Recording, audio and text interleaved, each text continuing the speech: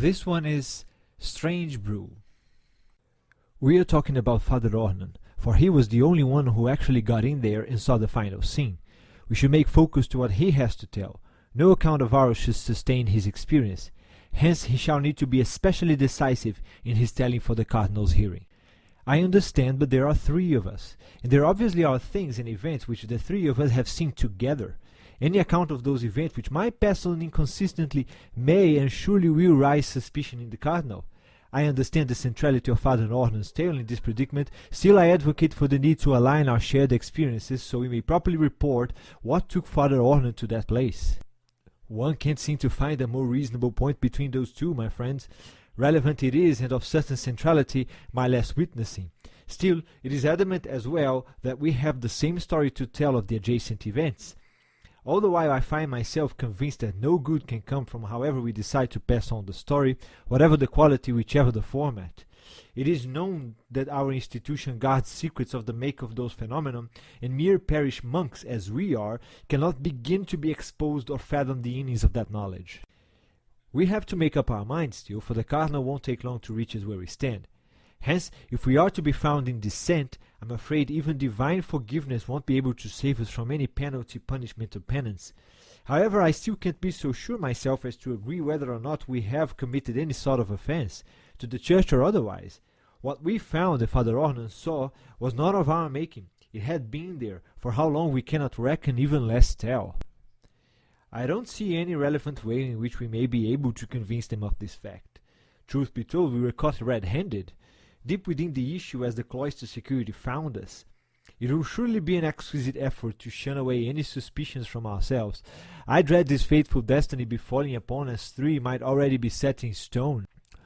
One may not yet lose faith in divine justice, my friend, so we have been taught in the mysteries of God's doings for all our lives. We may be being trialed in our hearts and souls, tempted in our faith, which should strive to rise anew and renewed by the grace of God. Surely, as a man of tested faith that he is, the Cardinal will see justice in his decision and will pose us to recognition of our standings as mere victims. No harm shall come to us. God may grant this grace. We sure hope to trust that, Father Ornan, a great deal so. All the while not letting bad fortune get the best of us, I understand that God trials his flock in the most unfathomable ways. Our trust and faith is tested too. Still, servants of God are also active in their doings, taking their destiny in hands and serving divine purpose. We have to set our story straight amongst ourselves before we present any account to the Cardinal. This is adamant. I still have trouble trying to remember the whole sequence of occurrences last night. The beginnings are fine, however, the further my mind dwells in the sequence of action and events, the hazier it gets, I'm afraid. Nonetheless, it is clear to me that we had long thought motivations to pursue that very course of action. We needed to make certain of what was all the fuss in the cellar about. That I can surely establish. One novice has told me about a rumor which accounted for activities in the cloister not known to all of its frequenters. Many, by the likes of it, reserved exclusively to those who take part in them. They had the make and feel of secret clubs all over, some sounding more inoffensive than others, none actually appearing preposterous or anything grisly whatsoever. We should be extra clear at this point, of which none of us is, as for that matter, part of any secret activity of any kind in our residence at the cloister. It had been exactly that which motivated us to seek one of those, so we could be better involved in the side events of our seminar. We can most certainly get away with that, come to think of it. Innocence in the context of events may serve as a proper reason why we found ourselves involved in such predicament. Mere victims as we may be, things do not do whatever they may do to people without actual subjects of the action. Objects and elements do not pose life in themselves. They surely will push the reckoning of those actions upon our hands and deeds. I myself am sure that the only responsibility I bear in my actions was to give in to my curiosity and follow the path down to the cellar. Surely so I understand you feel that way as well. Not a single time may be detached in our story to relay the idea or the fact of bestowing upon ourselves the burden of setting all those things we saw in motion. One should remember that innocence may be hard to advocate for, since none of us went down the path without invitation. Lured by evil intent, or simply by our own innermost desires, still we went knowing that something mysterious and of which few talked about was to greet us there. We all received the note, we all snooped around the corners of the cloister to unearth the secrets, we all got noticed. We should definitely talk about that. It pushes the involvement of other people in our venture. Hence, responsibility may be shared with someone else. Better yet, it would be if we have someone else to show and point to. The whole corridor leading to the cellar was entirely devoid of any person, and the cardinal will surely know that. The cellar itself was also empty beyond the things it stored, but that room... That's why we need to focus on Father Ornan. Your story, my friend, should be able to point the cardinal to some people. We then may be saved. I am still under the convincement that we should describe all our way until we reach the cellar. We need to have a proper unison story for that account. The cardinal will believe us if we give him a consistent story, and that's that. I'll go ahead and be the first to begin recollecting. Time is of the essence, and the longer we wait, the closer he will be here. So hopefully we can all agree that the three of us heard the novice at the same time on the mess hall, when he disclosed the fact that there might be secret clubs in the cloister. From that point on, we decided also together to investigate and try to find a special one where which all of us could participate. One would imagine that all we wanted was to keep secrets from the church, but far from that. What we wanted was to be better involved in the seminar's activities. We felt pushed aside, for the novice's story seemingly indicated that you should be at least in one of those clubs. For the significant time since we joined the parish, our lack of knowledge about those things made us feel left outside and pushed us to pursue inclusion. I surely suppose that this will sound in all due fairness to our cardinal. We should have started with Father Ornan. No problem, let's carry on this way. Then we did not investigate for too long a time before the note actually reached us and implied of one of those secret clubs noticing our interest while inviting us to experience their work. The note also pointed out that they were a brew club, dedicated to the production of beer in the making traditions of old Abbey blonde beer recipes.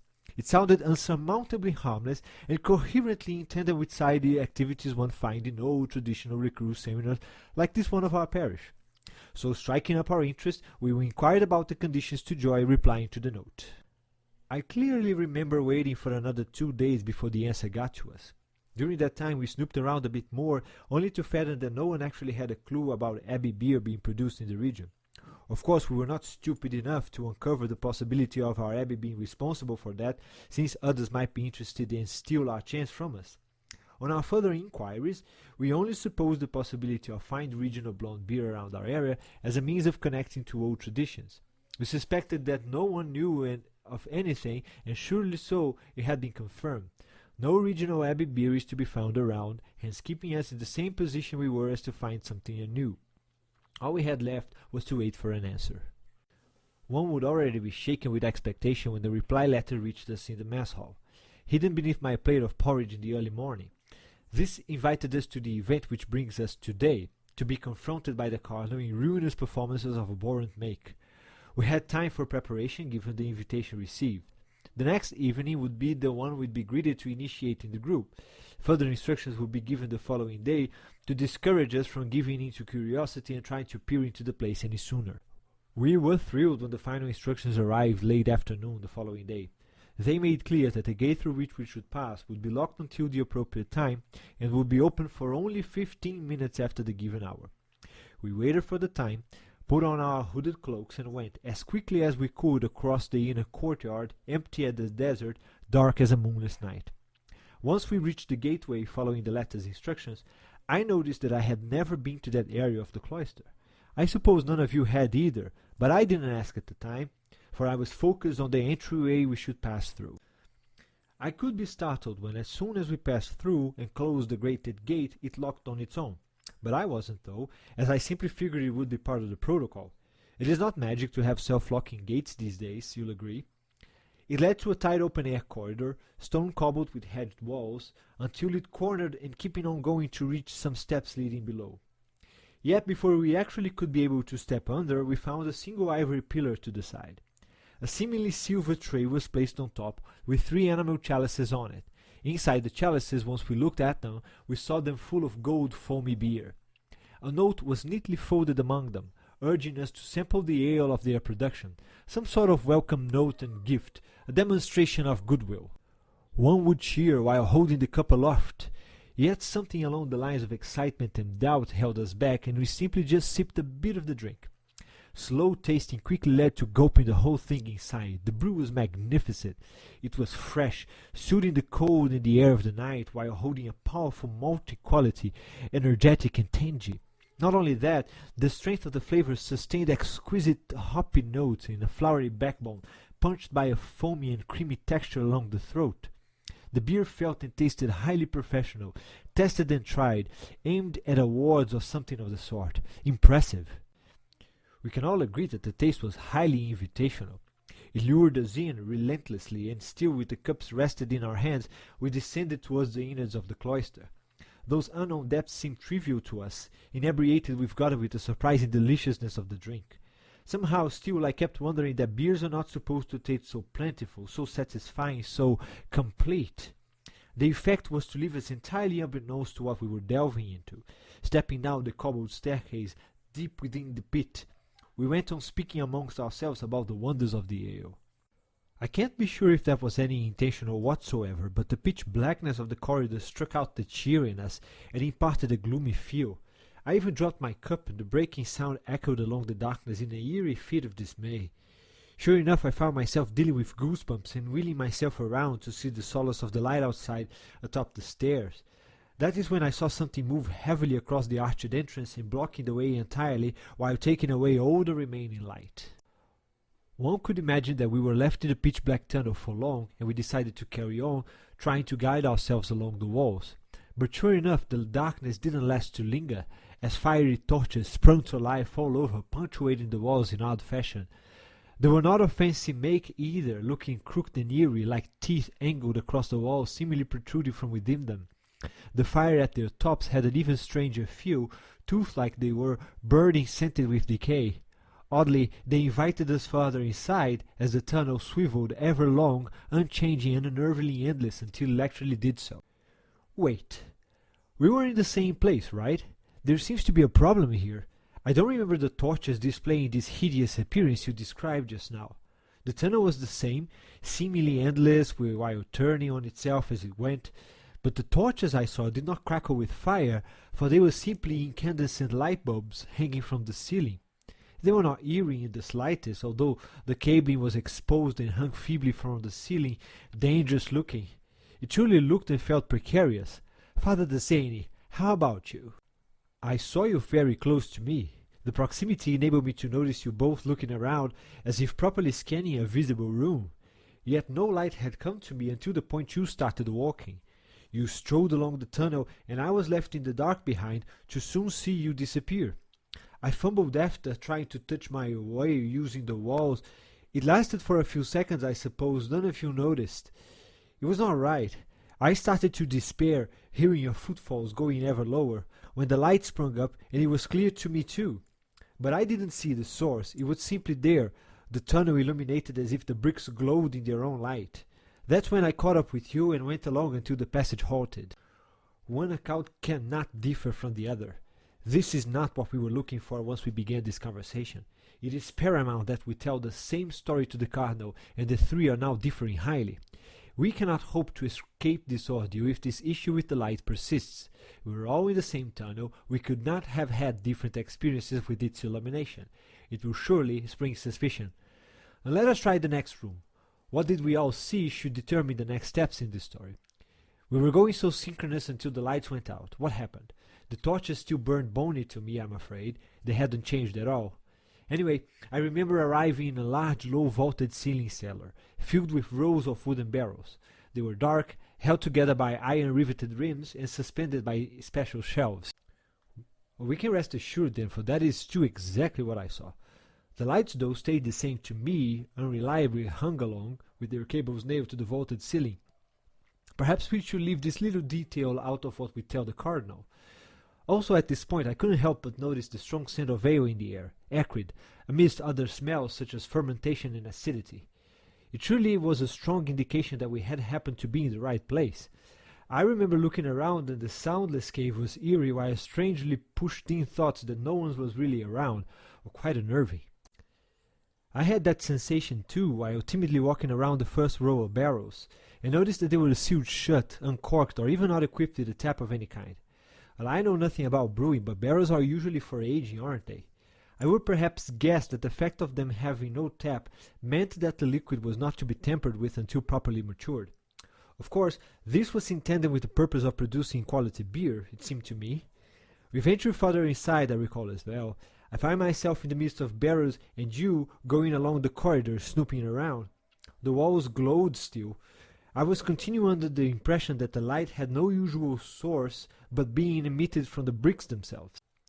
One would easily be lost down there, so many barrels, so many shelves there were. The opposite way from the corridor we came from had a wall, which probably indicated that a new path would open behind one of those innumerable shelves with barrels on them. However, the many rows of ale-agers should prove to pose a challenge for those seeking a way through the cellar. The short lane before the piled barrels was to come to an end, had we kept ourselves on that path. So I turned towards one of the passages in between the shelves and started on, meeting with Father Deseni along the way. We walked together just when we heard a hustling sound from within. We rushed to it only to see the tip of a reddish robe vanishing in the darkness of yet another lightless hallway, fronted by an arched passage. We were all together in this experience as well, I'm glad to say, for I too heard the sound which startled you both. Once your hurried footfalls came to my senses, I reckoned I should follow along, hence I did. This was only to find you looking confounded, scarcely also seeing the tip of the red robe pushing through the darkness. My mind had come across the need to follow whoever wore those clothes and rush further inside the brewery, as I suppose yours too. We never talked, tacitly agreed and went on, trying to light switches on the nearest walls. I don't remember finding any switches when the lights suddenly came to life on their own again. Probably the figure which went before us triggered their startup as we went. I was feeling deeply lured at that point. They teased us. First with the free beer, then with all the lights in and out routine. I felt only a tad freaked out, still enticed to venture on, while this time the lighting was definitely dimmer. The bricks got somewhat darker there, which should probably explain my experience with the lower lighting, but something else entirely soon forced my attention away. I started to notice a low and distant boiling sound, as if we were on the approach of an alchemical lab of some sort. The expectation to me was that it still lied far away, perhaps quite large, so its sounds came all the way through, moving along tunneling acoustics. One worry still lingered in my head, however. We had been invited to be there, but until that very point no one had come to greet us, while a red-robed figure seemingly fled from our approach. This was leaving me unnerved, sided with the strange bony torches still oddly trespassing the walls in hectic disposition. The new hallway still proved to be shorter as we moved along, and it opened to a new one, somewhat wider and higher. The stone also grew darker. As Father Deseni had been pointing out, this experience we shared. That made the new location spur a strong sense of derelictness. We would then, I surely hope, notice the rows of metal doors lining on either side of the walls there, as I see you agree to have also seen. They had the make of hefty cell doors, crested with grated portholes and locked by heavy rods pierced inside the concrete jambs. Rust colored them all disparagingly, and staining at random, for the corridor was humid significantly. The silence was also chilling, only to be interrupted by droplets of water coming from the ceiling over aleatory corners. The half-light also got stiffer. I tried looking through one of the portholes, and the inside was unseeable, but a chill crept along my spine, for I was sure to have heard, and perhaps even seen, something scuffle and curl inside.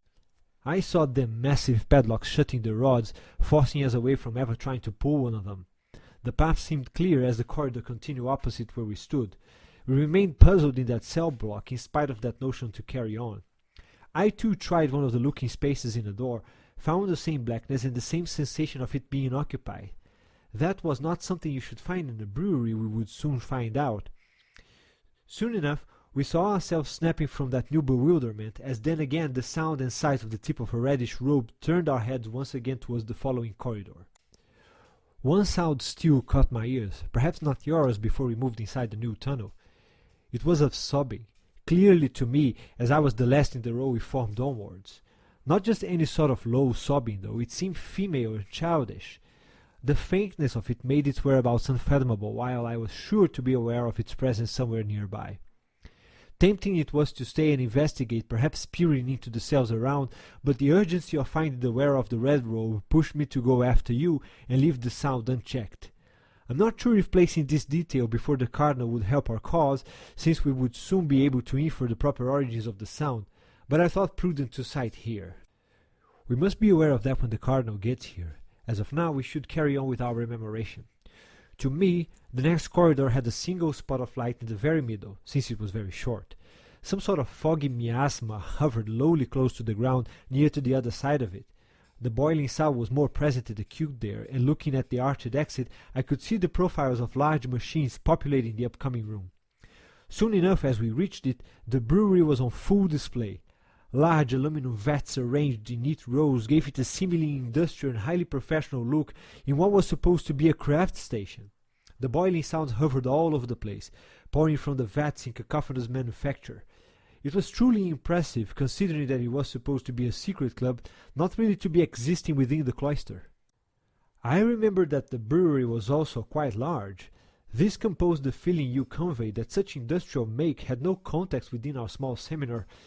The only appropriate explanation was that of it having commercial beer making, something which we had before proven not to be the case. I can also remember the faint smell of malted barley lingering softly in the air. Still the vats were hermetically sealed, or else the smell would be much stronger. Perhaps it wafted off whence the manufacturer poured the most from a vat to another. Our eyes greeted the location, staring upwards in awe of that magnificent layout. That was why I remember noticing something extra only some minutes after we had gotten inside. We took our time sinking the whole place in to completely obviate more level surroundings. Upon gazing downwards once more, I saw the red-cloaked figure just standing on the very other side of the factory.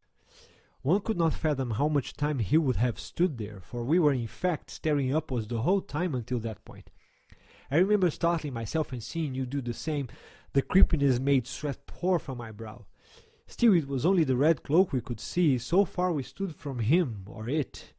There was only redness too, no details, no embroideries, layers, accessories. The hood was up, but the distance made it look like as if framing an empty void. No eyes, face, mouth, nose, or lips were to be seen under that from this reach. I cannot help but mention the eldritch driving force emanating from the red cloak. It lured, unrelentless. I caught myself moving towards it without a single beckon. We were compelled, yes, to go on and meet the red cloak, but to me the distance seemed too long and reality dangled ethereal. I remembered seeing you two lumbering on, answering the silent red call as I looked at my feet and saw myself going too. At that moment the surroundings seemed irrelevant and less alluring than they had been so far. That's when I saw at the corner of my eye that there was a desk leaning on the left wall opposite to the steel vats. On it a sleek-looking computer was turned on. The little green dot on the side of the monitor gleamed. But the vision was hazy with the red cloak's lure. I could only figure a red circular thing flickering on the screen. Moving on halfway to the red cloak, I saw the arched wooden door behind him. The door we shouldn't have crossed through. I convinced myself that we should have been able to see the door from our starting point. Hence the red cloak should have moved slightly to one side so as to reveal it. But I also don't remember seeing him move until the point we were actually within reach. He just stood there at our imminent approach, but when it seemed that we would run into him, he quickly stepped aside, soundless. The door opened by itself and he placed his right arm sideways, showing us in. There was not a single thought in my head when I simply went past the door and saw you guys coming along. We never talked to the red cloak, he never spoke to us, he never made any sound. We simply just went inside, just like that, and the door closed behind us into blackness again. 1 minute I stood inside the darkness of the new room, barely moving, barely breathing. The sensation of having people around me was completely gone, an omen to the near future. No sound issued from the place either, but the feeling was that I stood inside yet another tunnel. At this once, more claustrophobic and damper. The bone torches fired up eerily, you were not to be seen around. And since I hadn't heard any footfalls, I couldn't comfort myself with a rational explanation to why you were gone.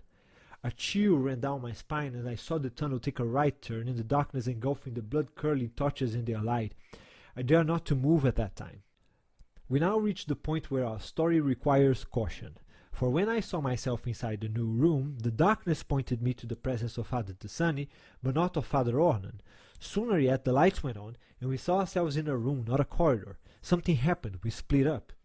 The place was domed and circular. A pyre stood in the middle, and it was that which gave the light, burning intently.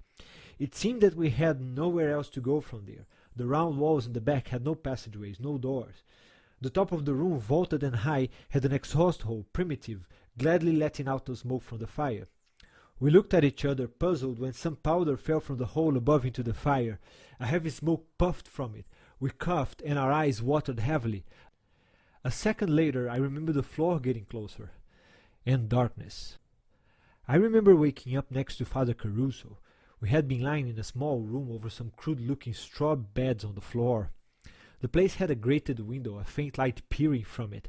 As I looked around, Father Caruso still asleep or unconscious, I couldn't tell, I saw the heavy metal door, rusty and old.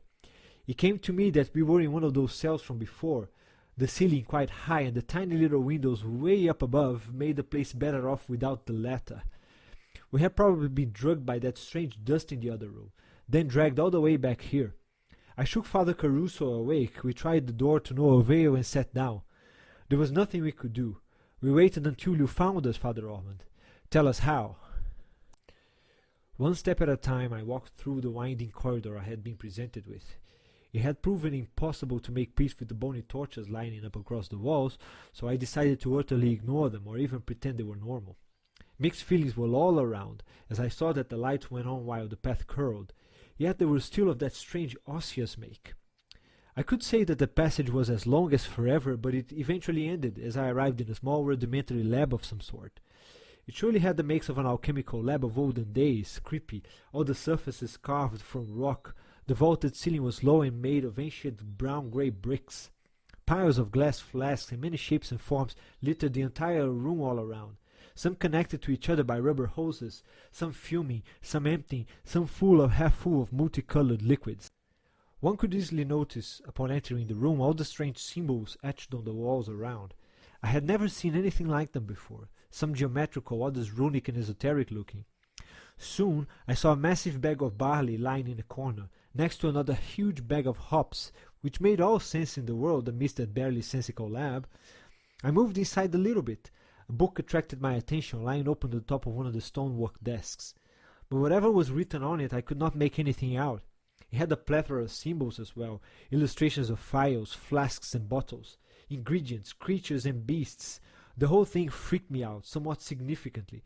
I turned my eyes away, scared I might be tainted with some forbidden knowledge, blessing myself.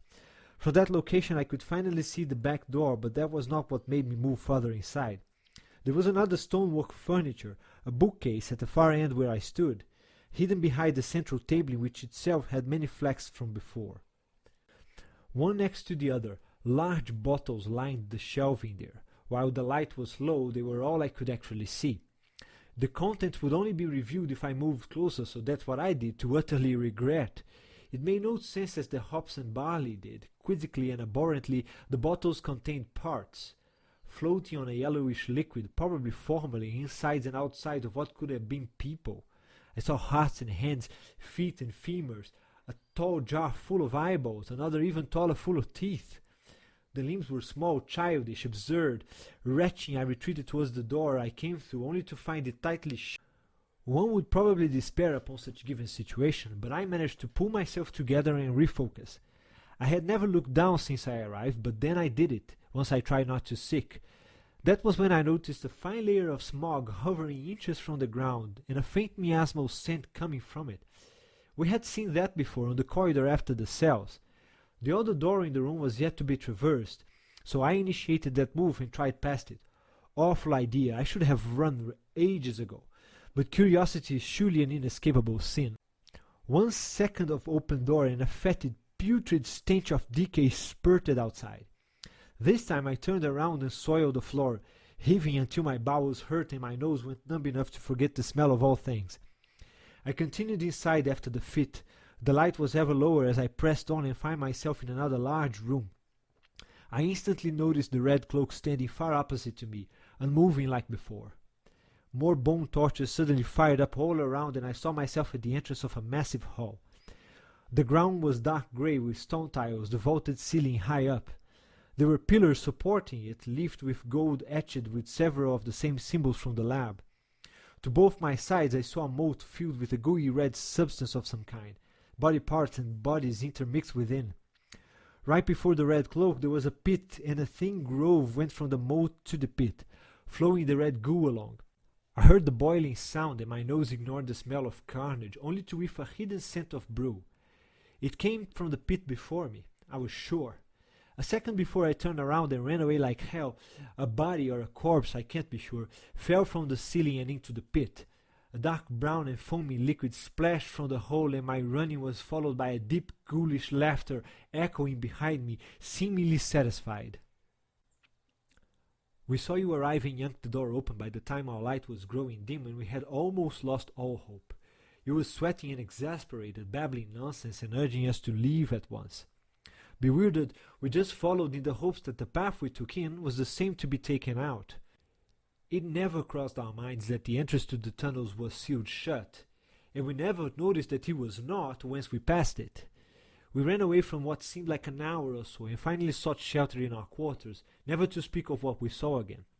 Only this morning, some days after that, we heard gossip that the Cardinal had found a secret brewery deep under the seminar, and that the three of us were seen leaving it in a hurry some days ago.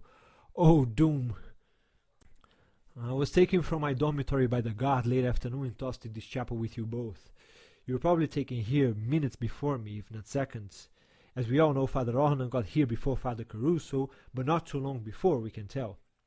The Cardinal should arrive at any minute to interrogate us, but I'm not sure if we should tell him that whole thing about the lab and that durance or the mayhem you saw. But then again, if they decide to go down there themselves, if they hadn't already, I'm sure they can cross-check our testimonies. Or we are doomed. One last thing before we carry on and wait. What do you both make of what we saw? What do you think was going on down there? Were they both brewing beer with... At that very moment, Father Ornan was abruptly interrupted by the arrival of the Cardinal. He had come alone and shut the door behind him hastily. Donning a strong-colored red cloak, he strode towards the trio. You could see his stern, grizzled face beneath the hood. The dagger in his left hand quickly jumped in and out of Father De Sandi's and Father Caruso's neckside, and they fell heavily on the floor, dead in an instant. When the Cardinal turned toward Father Ornan, panting still from the killing effort, he smiled eerily. Then, sheathing the long black blade, he put his arm around Father Ornan's shoulders, urged him outside, walking as old friends, and said, "You are the first one to have seen it. Rejoice, brother, for the new Lord has chosen you to join his ranks. Come with me, and a new sight will unveil to your already special eyes. Never mind your old friends, they will be a special part of our production. You have no idea how lucky you are."